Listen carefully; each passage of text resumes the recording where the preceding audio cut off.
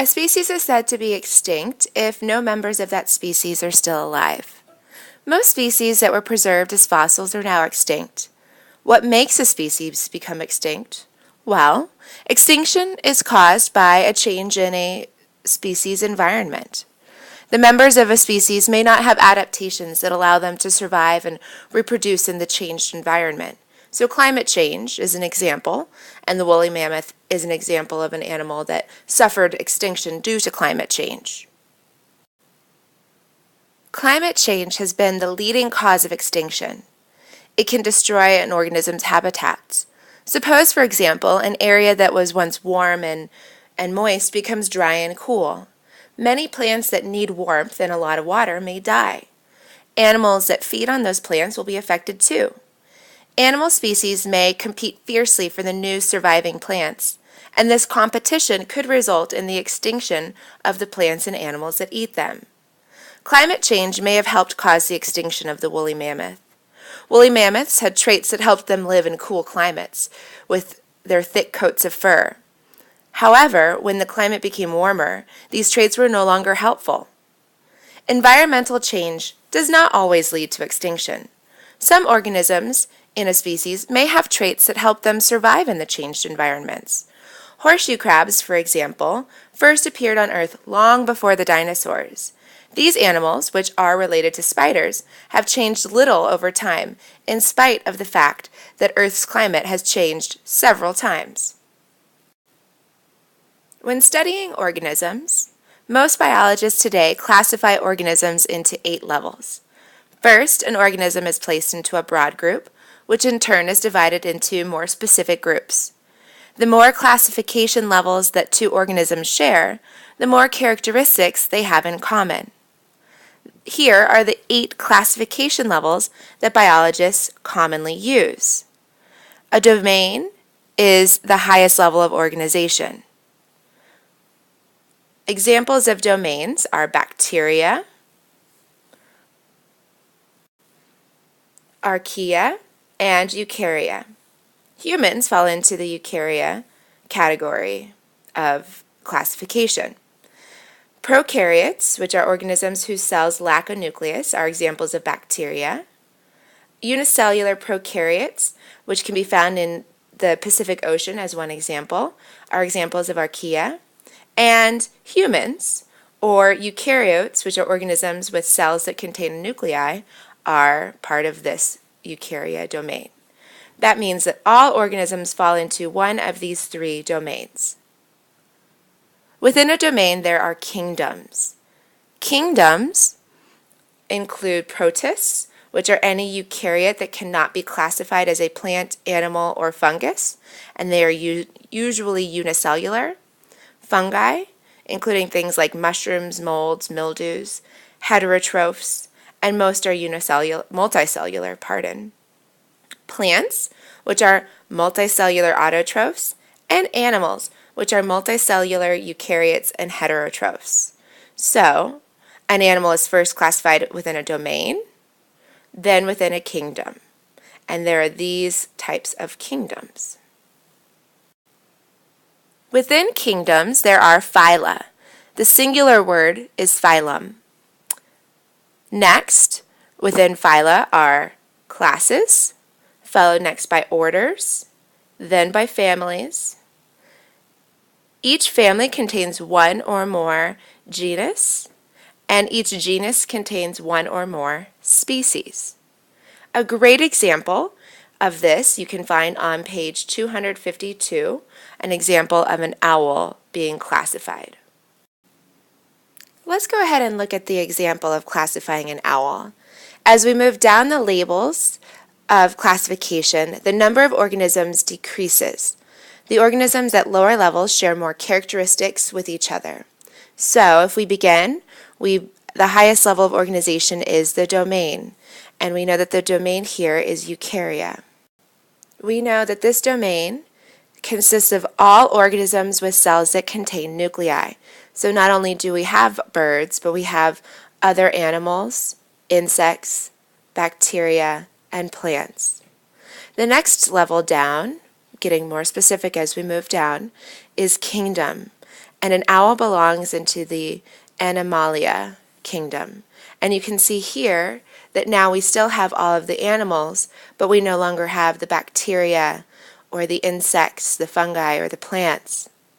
As we continue to move down, we have our phylum. They are part of the Chordata phylum. All of the animals that are in this in this phylum, possess something called a notochord. And you can see here the things that have been eliminated include those. Next, we move into the class. You can see here that the class is Aves, which now includes just birds. And you can see that the mammals and the other animals are no longer there.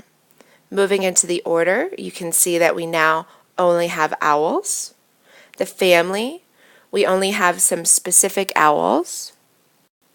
You can see here that these owls have some characteristics. They have facial discs that are circular rather than heart-shaped, and their eyes are relatively larger. So you can see this owl, which had more of the heart-shaped face, is no longer part of this family. We next move into the genus. The genus here that you can see is of horned owls. So you can see that there are owls that have that horn characteristic, and this owl is no longer part. We finally conclude with the very specific species of owl here. It is different than this owl, and it's in part due to coloration differences. You can see body shape differences as well. Let's spend a little bit more time talking about domains and kingdoms. Today, a 3-domain system of classification is commonly used among scientists. We know that the 3 domains are bacteria, archaea, and eukarya. Organisms are placed into domains and kingdoms based on their cell type, their ability to make food, and the number of cells in their body. So let's look at bacteria at the first domain in more detail. Although you may not know it, members of the domain bacteria are all around you.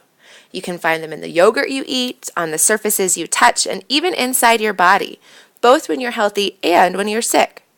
Some bacteria are autotrophs, while others are heterotrophs. Members of the domain bacteria are considered prokaryotes. Prokaryotes are organisms that lack a nucleus in their cell. Let's remember what a nucleus is. In prokaryotes, nucleic acids are not contained within a nucleus. The next is the archaea, and remember that archaea are unicellular prokaryotes. They live deep in the Pacific Ocean. Hot gases and molten rock spew out from a vent in the ocean floor. Surprisingly, a group of tiny organisms live there. These are the members of the domain archaea, whose name comes from the Greek word for ancient. Archaea can be found in some of the most extreme environments on Earth, including hot springs, really salty water, swamps, and even the intestines of cows. Scientists think that the harsh conditions in which archaea live are similar to the conditions that were found on ancient Earth. Like bacteria, archaea are unicellular prokaryotes, and like bacteria, they are autotrophs, while others are heterotrophs. Archaea are classified into their own domain, however, separate from bacteria, because their structure and chemical makeup is different from that of bacteria. Finally, the domain eukarya, which we fall into, are organisms that are eukaryotes, organisms that have cells containing a nuclei. Scientists classify eukaryotes into one of 4 kingdoms: protists, fungi, plants, and animals. So, let's take a look at those. Protists are any eukaryote, just reminding ourselves, that cannot be classified as a plant, animal, or fungus, and they are usually unicellular. Fungi, which we will have an opportunity to study in more detail later, include things like mushrooms, molds, and mildew. All fungi are heterotrophs, and most of them are cellular. In contrast, plants are multicellular autotrophs, and all animals, such as a dog and a flea on the dog's ear, are multicellular eukaryotes, and they fall into the animal kingdom. My challenge to you is to now take some time to think about one of your favorite animals. I thought about a spider monkey, and I want you to go through and fill out this order with your own animal. So go ahead and look at the classification and fill out the domain, the kingdom, phylum, class, order, family, genus, and species of your favorite animal. And we'll begin class by sharing them.